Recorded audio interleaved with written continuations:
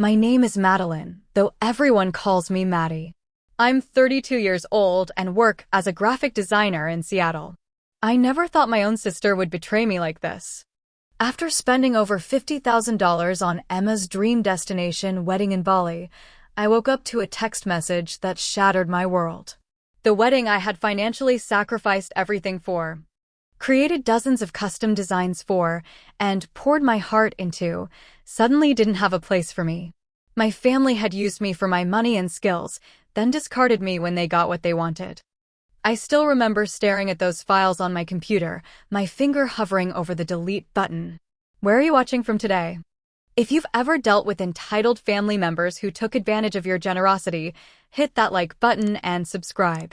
Let me tell you how I finally found the strength to stand up for myself. Growing up with Emma was always complicated.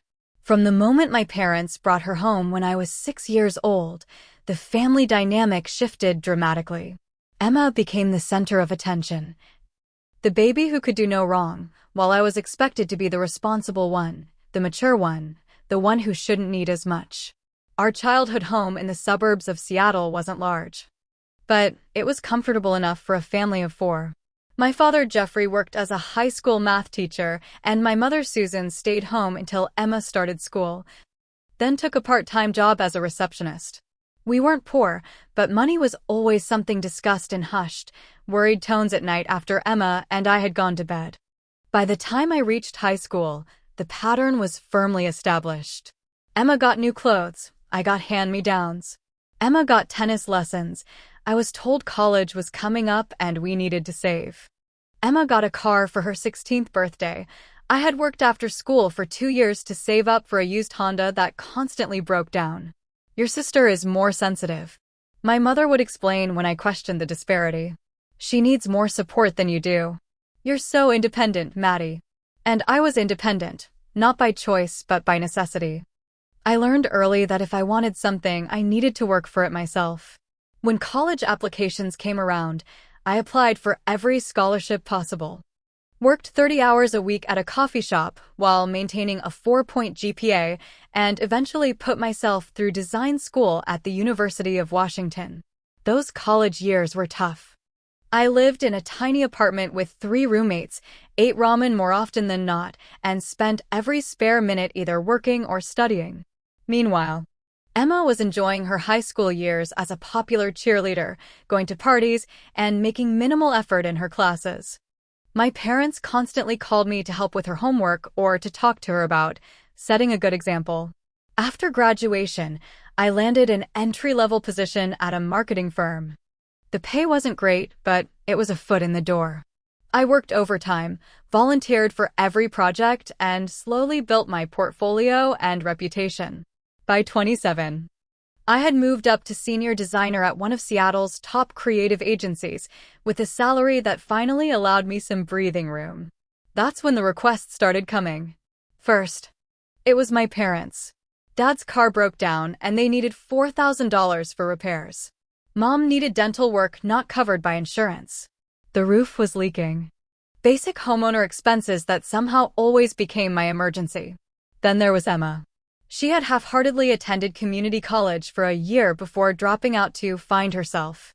This finding seemed to involve a series of minimum wage jobs that never lasted more than a few months, interspersed with requests for help with rent, car payments, or to cover her during transitional periods between jobs. Just until I get back on my feet, she would promise. You're doing so well and family helps family, right?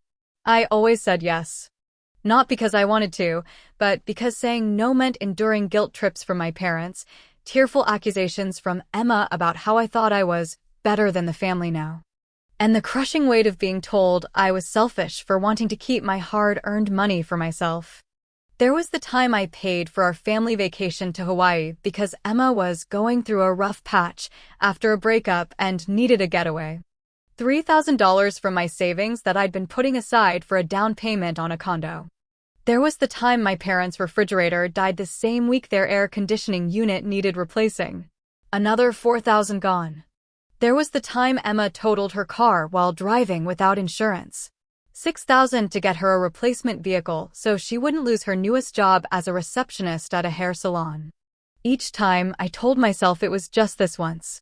Each time, I believed the promises that things would change. Each time, I ignored the little voice inside that whispered I was being used. 2 years ago, I finally bought my own place, a small but modern one-bedroom condo in a decent part of the city. Nothing fancy, but it was mine, and I was proud of it. I had plans to renovate the outdated kitchen and bathroom, had even started saving for it specifically. Then Emma met Derek, a real estate agent with a charming smile and ambitious plans. He was the first boyfriend she'd had with a steady job and adult ambitions, and my parents were thrilled. I was cautiously optimistic too, hoping his stability might finally encourage Emma to grow up a little. They dated for 18 months before he proposed with a diamond ring that made Emma squeal with delight when she FaceTimed to show me. I was genuinely happy for her, even as a small part of me wondered if Derek knew what he was getting into. "You'll be my maid of honor, of course," Emma gushed during that call. Though I noticed she was more interested in showing off the ring than actually discussing what being a maid of honor might entail. Of course, I agreed, already mentally calculating how much I would need to spend on a bachelorette party, dress, and other traditional maid of honor expenses. What I didn't know then was how quickly those expected expenses would spiral out of control, or how completely my generosity would be exploited and then discarded. Little did I know that my sister's engagement would be the beginning of the most painful betrayal of my life. One that would force me to finally confront the dysfunctional patterns that had defined our family for decades. The first warning sign came during what should have been a simple family dinner to celebrate Emma and Derek's engagement.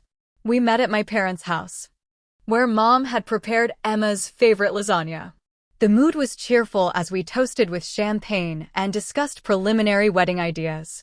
"I'm thinking spring wedding, next May," Emma said, scrolling through her phone to show us Pinterest boards she'd already created. "I want cherry blossoms and soft pinks everywhere." "That sounds lovely, sweetie," Mom cooed. "Where are you thinking of having it?" Emma and Derek exchanged a look, and that's when Derek cleared his throat. "Actually, we've been talking about something a bit different than a traditional local wedding. We want to get married in Bali," Emma exclaimed, practically bouncing in her seat. Beachfront ceremony at sunset, tropical flowers, the works. Derek's cousin got married in Fiji last year, and it was magical. We've already looked into some resorts. I nearly choked on my champagne. Bali? A destination wedding halfway around the world? I knew immediately what this would cost, especially for the kind of luxury experience Emma was describing. Dad's face fell slightly. "That sounds expensive, honey." "It's our wedding, Dad," Emma said with a hint of that familiar whine creeping into her voice. "It's a once-in-a-lifetime event. Don't you want it to be special?" "Of course we do," Mom jumped in, shooting Dad a warning look. "But your father's right that we need to be practical about the budget." "How much are we talking about?" I asked, already dreading the answer. Derek, to his credit, had come prepared with a spreadsheet that he pulled up on his tablet. "We've done some research. For about 75 guests, including venue, catering, decorations, photographer, flights, and accommodations for the wedding party, we're looking at approximately $100,000. The silence that fell over the table was deafening. I watched my father's face pale as he processed the number, which likely represented more than his annual teaching salary. That's just not possible, Emma," he finally said. "We love you, but we've been putting aside a little for your wedding, and it's nowhere near that amount. Maybe 20,000 maximum." Emma's lower lip began to tremble, a tactic I'd seen her deploy countless times throughout our lives. "But this is my dream wedding. Derek and I both want this so much." "I can contribute some," Derek offered. "Maybe 30,000 from my savings. But that still leaves a significant gap." All eyes slowly turned to me. I felt the weight of their expectation like a physical pressure on my chest. "Maddie," Emma said softly, "you're doing so well with your job. And you know I'd do the same for you." No, she wouldn't. That was the thing. Emma had never done anything remotely similar for me, nor would she ever be in a position to do so given her spotty employment history. But pointing this out would only make me the villain in the family narrative. I can help with some small things, I said carefully. Maybe the invitations and wedding website, since that's my professional area. We were hoping for a bit more than that, my mother said, giving me that look that always made me feel 2 inches tall. Family supports family, Maddie. Maybe you could cover the venue deposit, Emma suggested, as if she was asking for something minor instead of what I suspected would be at least $20,000. It would mean so much to me. I felt trapped, cornered by their expectations and my own history of giving in. Let me see what I can do, I said weakly, already knowing I was opening a door that would be impossible to close. That was just the beginning. Over the next few weeks, what started as just the venue deposit expanded exponentially. Emma called me crying about how they might lose their dream venue if they didn't pay in full immediately. My parents guilt me about how Emma had set her heart on this specific wedding. You're the only one who can make this happen for her, Mom said during one particularly manipulative phone call. Don't you want your sister to be happy? I transferred $25,000 for the venue, telling myself it was a one-time expense, my big contribution to my sister's happiness. But then came the photographer. The only one who can capture the feel we want, according to Emma. Another $8,000. Then the caterer needed a deposit. $6,000 more. When Emma called about airline tickets for the wedding party, I finally tried to push back. Emma, I've already contributed almost $40,000. That's more than most people spend on their entire wedding. But we're not most people, she countered. And it's not like you can't afford it. You don't even have kids or a husband to spend money on. The casual cruelty of her words stung, but rather than call her out, I found myself transferring another $12,000 for flights. I was working overtime to compensate, taking on freelance projects on weekends, and watching my renovation savings dwindle to nothing. My role expanded beyond just financial support, because my design agency occasionally worked with high-end event planners. I had professional connections that Emma wanted to exploit. I found myself negotiating with vendors, reviewing contracts, and using my professional reputation to secure services at better rates. Each time I transferred money or called in a professional favor, I told myself it was the last time. Each time, Emma found something else that was absolutely essential for her perfect day. Meanwhile, Derek seemed increasingly uncomfortable with the situation. Once, when Emma stepped away from a planning lunch, he quietly said, "You know you don't have to do all this, right? We could scale back." But when Emma returned and I tried to suggest some cost-cutting measures, Derek remained silent as Emma dismissed each idea as ruining her vision. I realized he, too, had learned it was easier to give in than to stand up to my sister. 6 months into planning, I had invested over $50,000 into Emma's wedding, postponed my own home renovation indefinitely, and was working 60-hour weeks to keep up with the financial drain. The worst part was that despite funding the majority of the wedding, I seemed to have less and less say in any of the decisions. When I suggested a reasonably priced florist, Emma went with one charging triple the cost. When I found a talented local makeup artist willing to travel to Bali, Emma insisted on hiring a celebrity artist who required first-class airfare. Each time, the implication was clear. My job was to pay, not to have opinions. "Just let her have this," my mother would say whenever I expressed frustration. It's her special day. No one seemed to care that I was emptying my savings and working myself to exhaustion. No one acknowledged the sacrifices I was making. I was just the family ATM, expected to dispense cash on demand without complaint. Deep down, I knew what was happening wasn't right. But years of conditioning to be the responsible one, the giver, the supporter, had left me without the tools to effectively stand up for myself. So I kept writing checks, kept making calls, kept designing wedding materials, all while the resentment inside me grew and festered like an untreated wound. As the wedding date approached, my involvement extended far beyond financial contributions. Using my design skills, I created a comprehensive suite of wedding materials, save the dates, formal invitations, ceremony programs, menu cards, welcome bags, signage, and a custom wedding website with RSVP functionality. These weren't simple templates, but fully custom designs that would have cost thousands if Emma had hired a professional design studio. I spent countless evenings and weekends hunched over my computer, tweaking typography and color palettes, sourcing the perfect paper stocks, and coordinating with printers. My hard drive filled with design files, 55 of them in total, representing hours of unpaid professional work that I was providing as my sisterly contribution. Despite putting my heart into these designs, Emma's response was consistently underwhelming. "Could the pink be more pink?" she would ask, or "I saw something on Instagram that was prettier." Each revision request came without acknowledgement of the time and expertise I was donating. Beyond the design work, I attended every planning meeting, every tasting, every fitting. I helped Emma select her wedding dress, a $15,000 gown that left our mother in tears not of joy but of worry about the credit card debt they were accumulating to cover the expenses I wasn't handling. "Your sister looks beautiful, doesn't she?"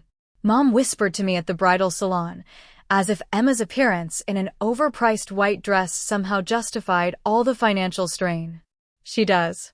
I agreed, because it was true, and because saying anything else would have caused a scene. As the months progressed, Emma's behavior became increasingly demanding.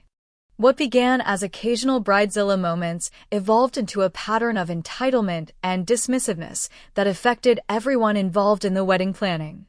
She made the florist cry during a consultation, screamed at a caterer for suggesting a menu substitution when her first choice was out of season, and fired the first wedding planner for not understanding her vision after the woman gently suggested staying within the already extravagant budget. When I cautiously mentioned that her behavior seemed excessive, my mother pulled me aside with a frown. "This is a stressful time for Emma," she scolded. "Planning a wedding is overwhelming, especially one this elaborate. She just wants everything to be perfect. Stress doesn't give her the right to treat people badly," I countered. "You've always been harder on your sister than necessary," Mom replied, effectively ending the conversation. The real tension began to surface during the planning of pre-wedding events. Emma wanted an engagement party, a bridal shower, and a bachelorette weekend in Las Vegas. Each event came with its own price tag and expectations. For the engagement party, I reserved a private room at an upscale restaurant, paying the $2,000 minimum spend out of my own pocket. I spent days creating custom decorations and favors, transforming the space into an elegant celebration. When the night arrived, I was running last-minute errands, while the rest of the family was already at the venue. Upon arrival, I discovered that Emma had rearranged all the seating, moving me from the family table to a table in the corner with distant acquaintances. "We needed your seat for Derek's aunt," Emma explained when I questioned the change. "You don't mind, right? You're good with everyone." I swallowed my hurt and smiled, telling myself it was just a seating arrangement, not worth creating conflict over. But it was the beginning of a pattern that would repeat itself throughout the wedding planning process. At the bridal shower, which I had organized and paid for, Emma opened my gift last and gave it barely a glance before moving on, though I had spent weeks designing a custom photo album filled with family memories and heartfelt messages from friends. "Thanks, sis," she said dismissively, setting it aside to fawn over the espresso machine from Derek's mother. The bachelorette weekend in Las Vegas was perhaps the most revealing. As maid of honor, I had arranged a 3-day itinerary including a spa day, tickets to a popular show, and dinner reservations at exclusive restaurants. The total cost for 8 women was substantial, and though I had asked each attendee to contribute $400, I covered all deposits and Emma's share entirely.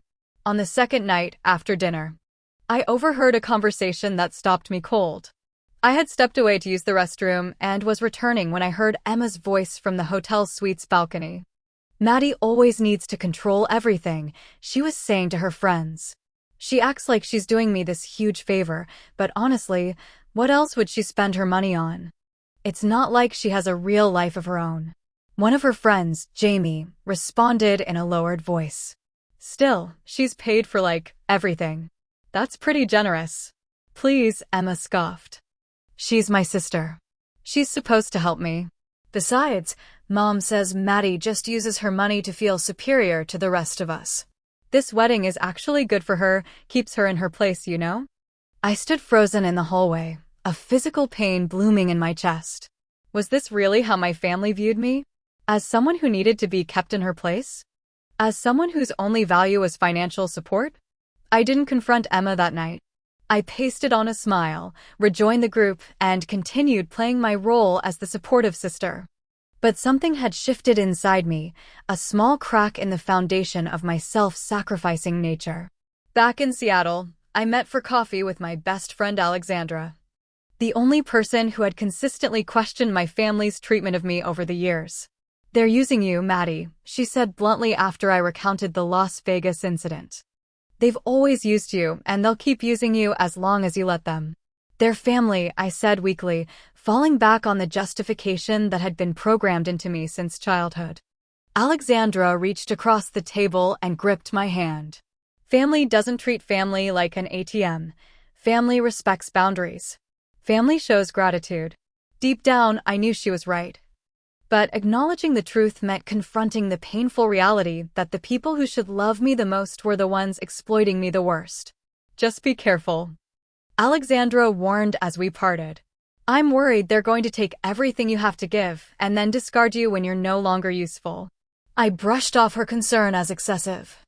But her words lingered in my mind as the wedding date drew closer and the demands on my time, energy, and bank account continued to escalate. 1 month before the wedding, we held the final planning meeting with the new wedding planner.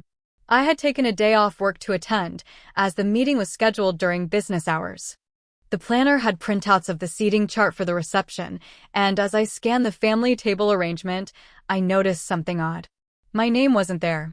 In fact, scanning all the tables designated for close family and the wedding party, I couldn't find my name anywhere. "Is there an error in the seating chart?" I asked, trying to keep my voice casual. "I don't see my name." An uncomfortable silence fell over the room. Emma and my mother exchanged a look that sent a chill down my spine. "We're still finalizing some details," the wedding planner said smoothly, collecting the paper from my hands. "Nothing to worry about." After the meeting, I pulled Emma aside. "Is everything okay with the seating arrangements?" I noticed I wasn't on the chart. Emma fidgeted with her engagement ring, not meeting my eyes.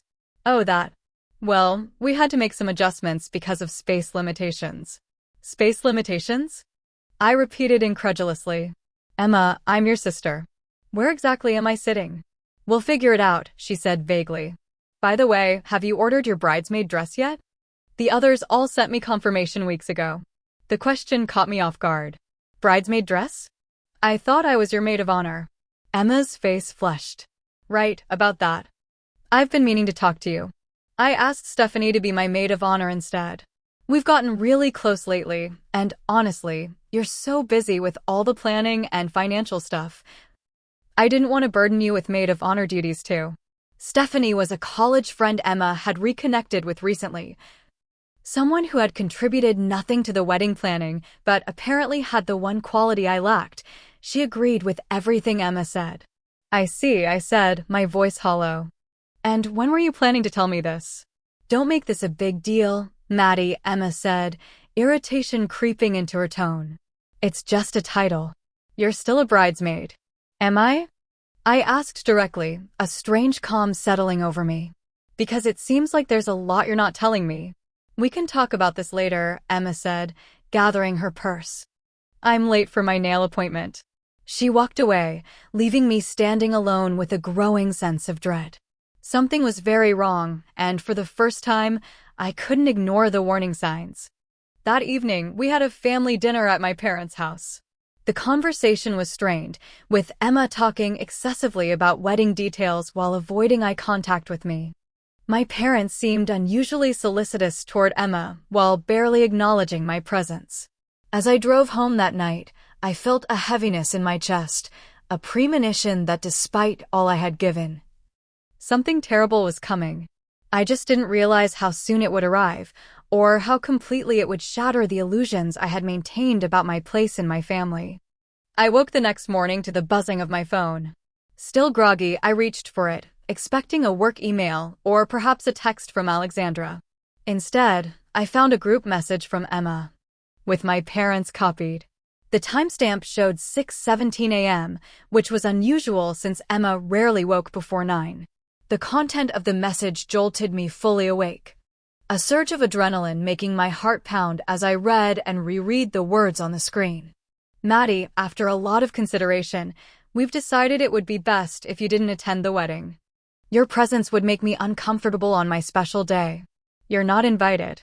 Your sister doesn't want you there. I stared at the phone in disbelief, certain I must still be dreaming or misunderstanding somehow. This couldn't be real. After everything I had done, everything I had paid for, everything I had sacrificed, they were uninviting me from the wedding? I immediately called Emma, but the call went straight to voicemail. I tried my parents next. My mother answered on the 4th ring. "Mom," I said, my voice shaking. "Did you see Emma's text? This has to be some kind of mistake." There was a long pause before she replied. "It's not a mistake, Madeline. Emma feels that there's been too much tension between you two, and she wants her wedding day to be perfect." "Tension?" I repeated incredulously. "What tension? I've done everything she's asked. I've paid for most of her wedding. How can she not want me there?" "You've been increasingly difficult throughout the planning process," my mother said, her tone cool and detached. "Always questioning her choices, making her justify her decisions. It's created a negative atmosphere that she doesn't want on her wedding day." I felt like I had stepped into an alternate reality. "Are you serious right now? I've contributed over $50,000 to this wedding. I've designed everything from invitations to programs. I've called in professional favors. How is any of that being difficult?" "See, this is exactly the problem," my mother sighed. "You keep bringing up the money, holding it over her head. That's not what family does." "What family does?" I was nearly shouting now. "Family doesn't take advantage of someone's generosity and then kick them out. Does Dad agree with this?" "Your father and I support Emma's decision," she said firmly. "This is her wedding day, and she deserves to have it exactly as she wants it." "What about what I deserve?" I demanded. "Don't I deserve basic respect after everything I've done?" "No one forced you to contribute, Madeline," my mother said coldly. "That was your choice. If you attached strings to your generosity, you should have been upfront about it." I was speechless. Somehow, I had become the villain in this narrative. My financial support reframed as a manipulative tactic rather than the selfless giving it had actually been. "I need to talk to Dad," I insisted. "He's not available right now," my mother said. "And frankly, there's nothing to discuss. The decision has been made. We hope you'll respect Emma's wishes." She hung up before I could respond, leaving me sitting in stunned silence in my bedroom. I tried calling my father separately, but he didn't answer. I sent him a text asking him to call me back, but received no response. In a daze, I called Emma again. This time, she answered. "What part of 'you're not invited' was unclear," she said by way of greeting. "Emma, you can't be serious," I said, fighting to keep my voice steady. "After everything I've done for this wedding, you're uninviting me? Your own sister." "Yes," she said simply. "And I'd appreciate it if you didn't make this harder than it needs to be." "Harder than it needs to be?" I repeated, incredulous. "Emma, I've paid for most of your wedding. The venue, the catering, the flights, not to mention all the design work I've done." "And we appreciate that," she said, though her tone held no actual gratitude. "But the wedding is about me and Derek, not about you and your contributions." "Does Derek know about this decision?" I asked, wondering if my future brother-in-law was aware of how I was being treated. "Of course," Emma replied. "He supports whatever makes me happy." "I see," I said, a cold clarity beginning to replace my initial shock. "So let me get this straight. You're happy to take my money, use my professional skills, and exploit my connections. But you don't actually want me, your sister, at your wedding." "Don't be so dramatic," Emma sighed. "It's just one day. Just one day that I've spent months helping you plan and tens of thousands of dollars funding," I pointed out. "And there it is again," Emma said, a note of triumph in her voice as if I'd proven her point. "Always bringing up the money. This is exactly why you're not invited. You're too negative, always keeping score." I took a deep breath. struggling to process the magnitude of the betrayal unfolding. What about all the design files I've created? The website? The programs that haven't been printed yet? You can send those to me today, Emma said casually. The printer needs the final files by tomorrow. The audacity was breathtaking. Even while uninviting me, she still expected me to complete the professional work I'd been doing for free. And if I don't? I asked quietly. Then I guess that proves you never really cared about my happiness. Emma replied. That all your help was just about controlling me and making yourself feel important. She had it completely backwards. But I realized with sudden clarity that no explanation from me would change her perspective. In her narrative, she was the wronged party regardless of the facts. I need to go, I said, unable to continue the conversation without saying things I might regret. Fine, Emma said. Just send those files today, okay? I ended the call without responding, then sat in the middle of my bed, trying to process what had just happened. The betrayal was so complete, so calculated, that I could barely comprehend it. Not just from Emma, who had always been selfish, but from my parents, who were supporting this decision despite knowing exactly how much I had contributed. My phone buzzed with a text from my mother. Please don't make this difficult, Madeline. Send Emma the files she needs and let her have her perfect day. That was the moment something broke inside me. All the years of being the responsible one, the giver, the supporter, the one who always sacrificed without complaint, it all came crashing down in a wave of clarity. I had been used, manipulated, and taken for granted my entire life, and now that they had extracted every possible benefit from me, they were discarding me without a second thought. In that moment, I knew that nothing would ever be the same between me and my family again. The question was, what was I going to do about it? I don't remember much about the hours immediately following that phone call. I know I called in sick to work, something I rarely did. I remember sitting on my living room floor, surrounded by wedding design mock-ups and sample materials, feeling like I couldn't breathe. At some point, I called Alexandra, my voice so choked with tears she could barely understand me. They uninvited me, I managed to say. After everything, they don't want me at the wedding. Alexandra arrived at my apartment 30 minutes later with coffee and a determined expression. She listened as I recounted the morning's events, her face growing increasingly outraged. This is beyond unacceptable, she said when I finished. This is emotional abuse, Maddie. Plain and simple. I shook my head, still struggling to process everything. I keep thinking I must have done something to deserve this, that I'm missing something. That's what abusers want you to think, Alexandra said firmly. They've got you so turned around that you're blaming yourself for their terrible behavior. She picked up one of the invitation samples from the floor, an elegant design with gold foil lettering that had cost me hours of work and hundreds of dollars in materials to prototype. And they still expect you to hand over all your work, she asked incredulously. After uninviting you. I nodded, gesturing to my phone where multiple messages from Emma and my mother had accumulated, all variations on the theme of send the files today. Alexandra set the invitation down and looked me directly in the eyes. What do you want to do, Maddie? Not what you think you should do or what would keep the peace. But what do you actually want to do right now? The question caught me off guard. I had spent so many years considering everyone else's wants and needs that my own had become almost invisible to me. I started, then stopped, the words feeling foreign. I want to cancel everything. I want to pull all the funding, delete all the files, and tell them to figure it out themselves. Just saying it out loud felt both terrifying and liberating. Can you do that? Alexandra asked practically. Legally, I mean. What kind of contracts are in place? It was a good question, and one that grounded me in practical considerations rather than just emotional reactions.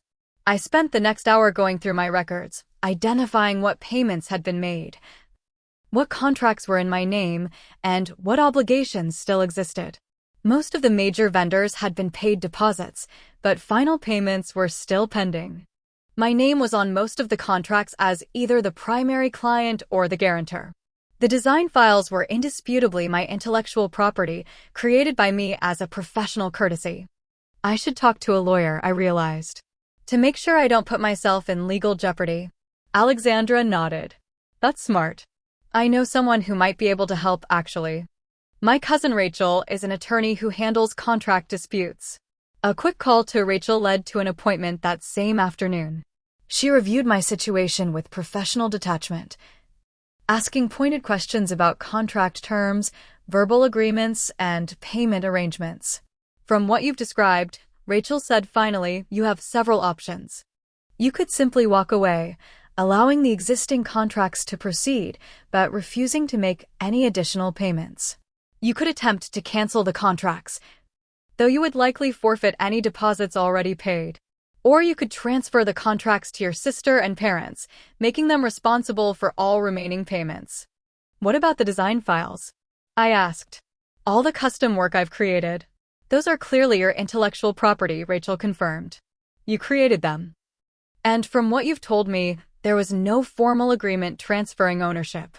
You have no legal obligation to provide them, especially given the changed circumstances. I considered my options carefully. I didn't want to harm the vendors, who were innocent parties in this situation. But I also couldn't continue funding a wedding I was now explicitly uninvited from. What would the process be to transfer the contracts? I asked. Rachel outlined the steps, which would involve contacting each vendor, explaining the situation, and having new contracts drawn up with Emma or my parents as the responsible parties. It would be cleanest to do this with their cooperation, Rachel advised.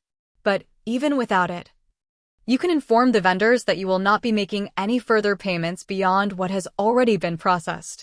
I thanked Rachel for her time and advice, paying her consultation fee and leaving with a clearer understanding of my position. Back at my apartment, Alexandra helped me create a spreadsheet of all wedding expenses to date and remaining balances due. The total was staggering, even to me who had been writing the checks. $57,822, Alexandra read, staring at the final tally of what I had already spent. And another $34,000 due before the wedding. Maddie, this is insane. That's almost $100,000. Seeing the numbers laid out so starkly crystallized something for me. This wasn't just about the money, though the amount was significant. It was about the complete lack of respect or appreciation for what that money represented. My time, my labor, my sacrifices. They never valued me. I said quietly, the realization settling in my chest like a weight. The money, the work, the support, none of it mattered because they never really valued me as a person. Alexandra squeezed my hand. So what now? I took a deep breath, feeling more certain with each passing moment. I'm done being used. I'm going to transfer all financial responsibility to them, withdraw my design work, and step away completely. Are you sure? Alexandra asked, though her tone suggested she fully supported the decision. I'm sure, I said, surprising myself with how steady my voice sounded. I've spent my whole life trying to earn their approval and appreciation, and it's never been enough. I'm done. With Alexandra's support, I drafted a formal email to each vendor, explaining that due to changed circumstances, I would not be making any further payments and all future financial responsibilities should be directed to Emma or my parents. I included their contact information and requested written confirmation of the changes. Next came the harder part, crafting a response to my family. I wrote and rewrote the message multiple times, struggling to find the right tone. I didn't want to be petty or vindictive, but I also needed to be clear and firm about my boundaries. In the end, I kept it simple and direct. Emma, Mom, and Dad, I've received and accepted your decision that I'm not welcome at the wedding. As such, I will no longer be financially supporting an event I'm not permitted to attend. I've contacted all vendors to transfer financial responsibility to you effective immediately. Any remaining balances or final payments will be your responsibility. Additionally, as the uninvited sister, I will not be providing any further professional services. The design files you've requested remain my intellectual property and will not be delivered. Madeline. My finger hovered over the send button as doubts flooded in. Was I being too harsh? Would this irreparably damage my relationship with my family? Was I overreacting? Alexandra, reading my hesitation, placed her hand over mine on the mouse. Send it, she said firmly. They made their choice when they uninvited you. These are just the natural consequences. I clicked send, then sat back, feeling a strange mixture of anxiety and relief. What now? I asked, suddenly uncertain. Now, Alexandra said, we order takeout, open a bottle of wine, and start planning how you're going to use the money you're saving to do something wonderful for yourself. As we waited for food to arrive, I realized that for the first time in my adult life, I was putting myself first, setting a boundary and sticking to it despite the discomfort. It was terrifying, but it also felt right in a way nothing had in a very long time. The storm, I knew, was coming. My family would not accept my decision quietly, but for perhaps the first time, I was prepared to weather it without giving in. The response was swift and furious. Within minutes of sending my email, my phone began ringing nonstop. I silenced it after the third call from my mother, not yet ready for that conversation. Text messages flooded in, each more frantic and angry than the last. From Emma, what the hell, Maddie? You can't just back out now. The wedding is in 3 weeks. From Mom, call me immediately. This is completely unacceptable behavior. From Dad, surprisingly, I understand you're hurt, but this isn't the way to handle it. Please reconsider. I showed the messages to Alexandra, who read them with a raised eyebrow. Notice how none of them acknowledged that they hurt you first, she observed. It's all about how you're inconveniencing them. She was right. There wasn't a hint of apology or recognition that uninviting me might have been hurtful. Their only concern was the practical impact of my withdrawal. I decided to respond to my father, who at least seemed to recognize that I had been hurt. Dad, I am hurt deeply. But this isn't about revenge. I simply cannot financially support an event I've been explicitly told I'm not welcome to attend. That would be an unhealthy dynamic for everyone involved. His response came quickly. We can talk about you attending again. Emma was just emotional yesterday. The conditional nature of the invitation wasn't lost on me. They weren't sorry for uninviting me. They just wanted the money and work to continue flowing. That's not how this works, I replied. I'm not going to be included only because you need my financial support. That's manipulation, not love. The calls and texts continued throughout the evening and into the next day. I went to work, trying to focus on my actual job despite the constant interruptions. By lunchtime, I had received confirmation emails from several vendors acknowledging the change in financial responsibility and requesting updated payment information from Emma or my parents. That afternoon, Emma called my office directly, something she had never done before. The vendors are all contacting me saying you're not paying anymore, she said without preamble when I answered. What the hell, Maddie? You can't do this to me. I'm not doing anything to you, Emma, I replied, keeping my voice low as colleagues walked past my desk.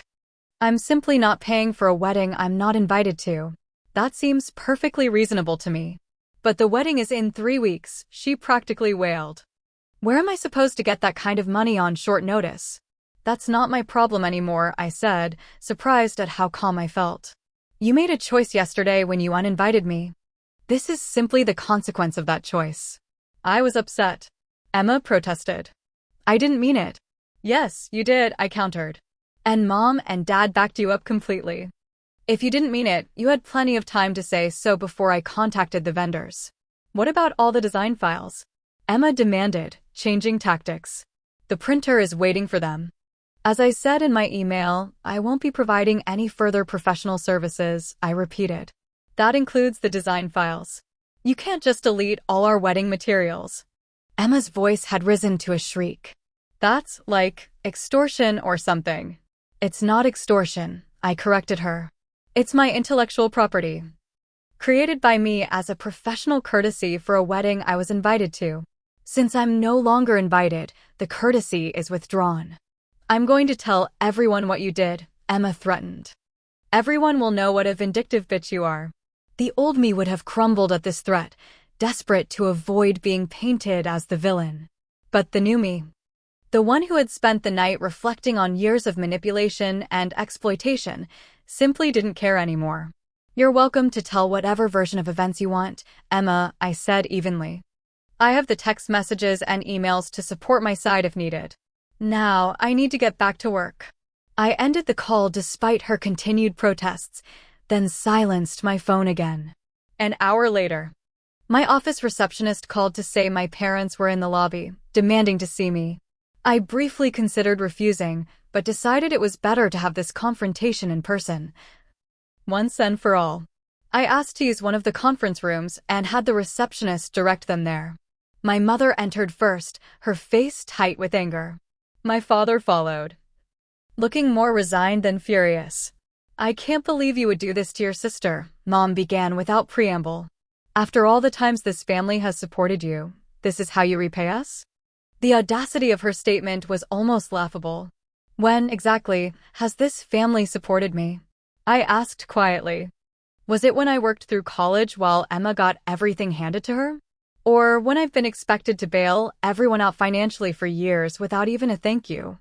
"We gave you a roof over your head, food, clothing," my mother countered. "We raised you. That's the basic obligation of being a parent," I pointed out. "It's not some extraordinary favor you did me." "This isn't about the past," my father interjected, clearly trying to de-escalate. "This is about Emma's wedding, which is now in jeopardy because of your actions." "My actions?" I repeated incredulously. "Dad, Emma uninvited me from her wedding." "Me, her sister who has paid for more than half of it already. And you both supported that decision. What did you think would happen?" "We thought you would be mature about it," my mother snapped. "Instead, you're punishing everyone out of spite." I took a deep breath, reminding myself that they would never see this situation from my perspective. "I'm not punishing anyone. I'm simply not funding an event I'm not welcome to attend." "That's a completely reasonable boundary." "What about the files?" my father asked, his tone slightly more conciliatory. "The designs you've created are needed for the wedding to proceed, even if the venue or other details need to change due to financial constraints. Those files represent dozens of hours of my professional work," I explained. "Work I did for free as a gift to my sister for a wedding I was supposed to be part of. That gift is rescinded now that I've been uninvited." "So you'll ruin your sister's wedding just to prove a point?" my mother demanded. "I'm not ruining anything," I countered. "Emma and Derek can still get married. They might need to scale back their plans to something they can actually afford, but that's not the same as ruining the wedding." "You've deleted everything, haven't you?" my father asked, resignation in his voice. I hadn't, actually. I had simply removed the files from the shared drive Emma had access to and backed them up securely. But in that moment, I realized that returning the files would just be another way for them to use me while continuing to treat me poorly. "Yes," I said firmly. "I've deleted the files. All 55 of them." My mother gasped dramatically. "How could you be so vindictive? So petty?" "This isn't about pettiness," I said, standing my ground. "This is about respect. Something this family has never shown me." "You're ruining our relationship over one day?" my father asked, seeming genuinely confused. "No, Dad. You all ruined our relationship when you decided I was good enough to pay for everything but not good enough to attend. This is just me finally recognizing what's been true all along." My mother stood abruptly. "I always knew you were selfish, Madeline, but I never realized just how cruel you could be. Your sister will never forgive you for this, and frankly, neither will I." I looked at her, really looked at her, perhaps for the first time seeing her not as my mother who needed to be pleased, but as a woman who had consistently enabled and encouraged my mistreatment. "I can live with that," I said simply. They left shortly after, my father giving me one last imploring look that I refused to respond to. As the door closed behind them, I felt a strange sense of peace settling over me. The confrontation had been unpleasant, but I had held my ground, maintained my boundaries, and spoken my truth without backing down.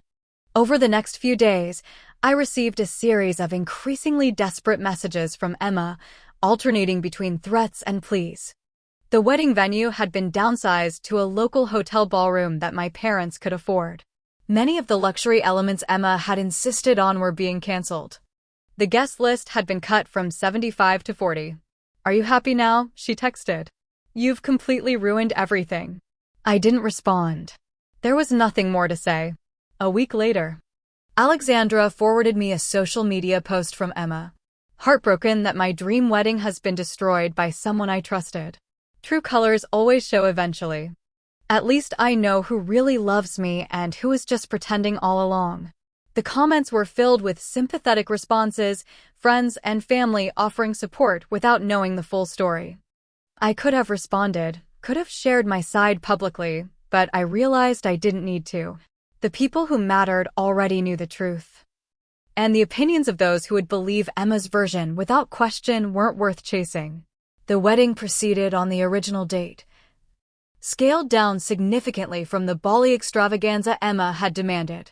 I spent the day with Alexandra and other friends who had rallied around me, deliberately doing things that brought me joy rather than dwelling on what was happening across town. When photos appeared on social media, I noticed Emma had managed to recreate pale imitations of many of my original designs, clearly done by someone with less experience and skill. The entire event looked nice enough, but nowhere near the magazine-worthy celebration it would have been with my contributions.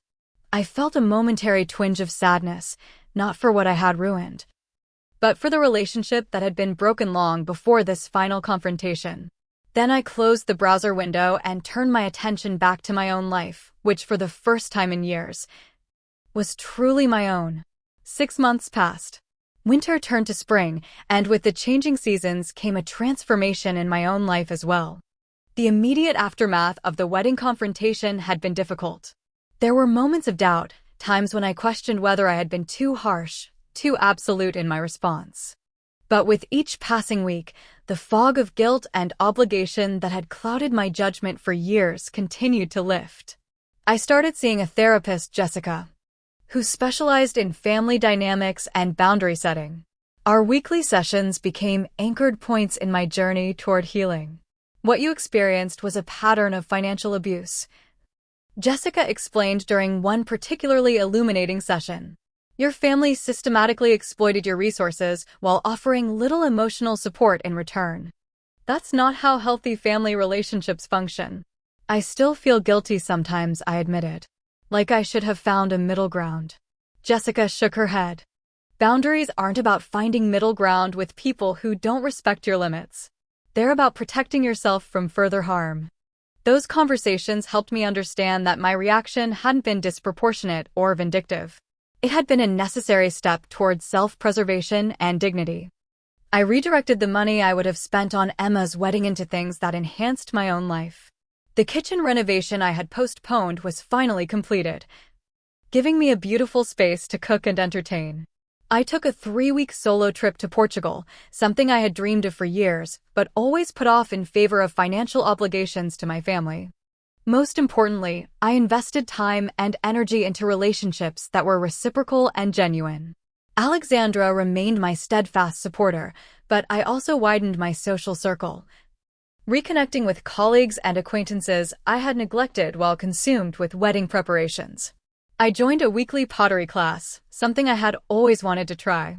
There, I met Natalie, Gabriella, and Teresa, 3 women who quickly became close friends. They knew nothing of my family drama initially, accepting me simply as I was, without the weight of history or expectation. When I eventually shared pieces of my story, their responses were validating in ways my family had never been. I can't believe you funded an entire wedding and they still treated you that way, Gabriella said, genuinely outraged on my behalf. You did the right thing by walking away.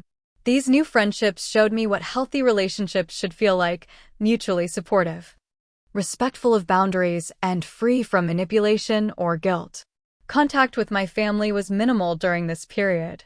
Emma never directly apologized, though she occasionally sent messages that hinted at reconciliation without acknowledging any wrongdoing.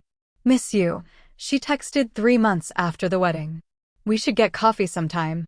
I didn't respond. The old Maddie would have jumped at this olive branch, however inadequate.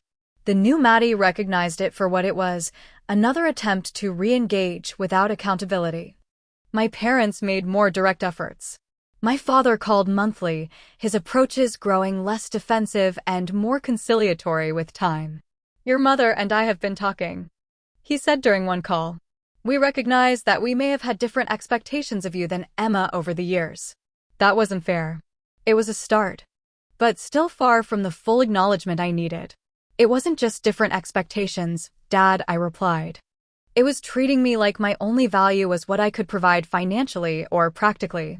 That's not true, he protested, but with less conviction than before. We love you for who you are. Actions speak louder than words, I said gently. And your actions have consistently shown otherwise. 5 months after the wedding, my mother showed up at my apartment unannounced. A peace offering of homemade banana bread in hand, my childhood favorite. Can we talk? She asked, looking smaller and more uncertain than I had ever seen her. I let her in, maintaining emotional distance while listening to what she had to say. I've been doing some thinking, she began awkwardly, about how things have been with our family, about how we've treated you compared to Emma. I stayed silent, waiting. It wasn't right, she continued. We did put more responsibility on you, and we did take your help for granted. I'm not saying we did everything wrong, but we could have done better by you. It wasn't a full apology, and it didn't specifically address the wedding situation. But it was more introspection than I had ever heard from my mother. Thank you for saying that, I replied, not quite ready to offer forgiveness, but acknowledging the effort. We had an awkward but civil conversation over tea, carefully avoiding the most painful topics while finding neutral ground in discussions of her garden and my recent travels. When she left, we had not resolved our differences, but perhaps had opened a small door to something new, something that might eventually become healthier than what came before. Emma was the last to reach out. 6 months to the day after her wedding. She texted asking if we could meet at a cafe near my office.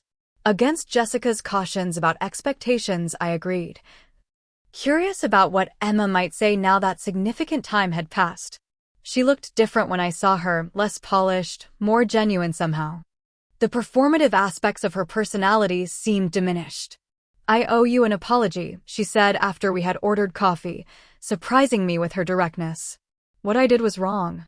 Uninviting you after everything you contributed there's no excuse for it. I studied her, looking for signs of the manipulation that had characterized our interactions for so long. What prompted this realization? Emma sighed. Honestly, my marriage is struggling. Derek and I have been fighting about money since the wedding. He says I'm entitled and don't appreciate what I have. She gave a small, sad laugh. Sound familiar? It does, I agreed cautiously. He's right, Emma continued. And you were right to do what you did. I probably would have done the same thing in your position. It wasn't a complete transformation. And I had no illusion that one conversation would erase decades of dysfunctional patterns. But it was something real, perhaps the first authentic exchange we had shared in years. Where do we go from here? I asked. I don't know, Emma admitted.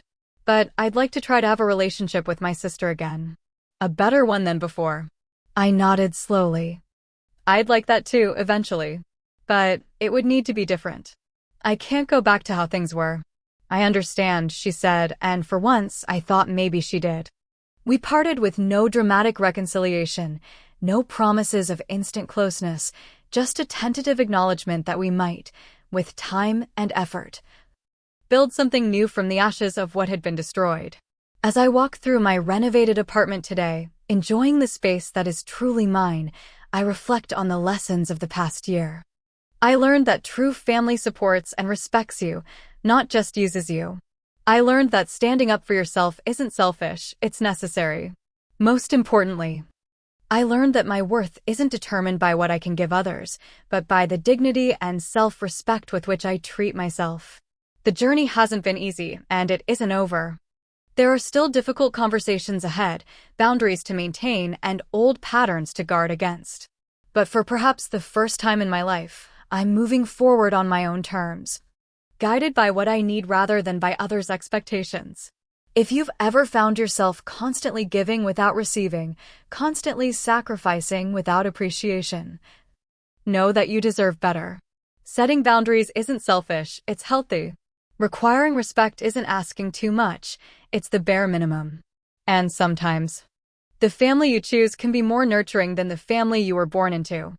Have you ever had to set difficult boundaries with family members? What was that experience like for you? Share your stories in the comments below, and don't forget to like and subscribe if this resonated with you. Your support helps me continue sharing these personal stories. Thank you for listening. And remember, you are worthy of respect and genuine love, nothing less.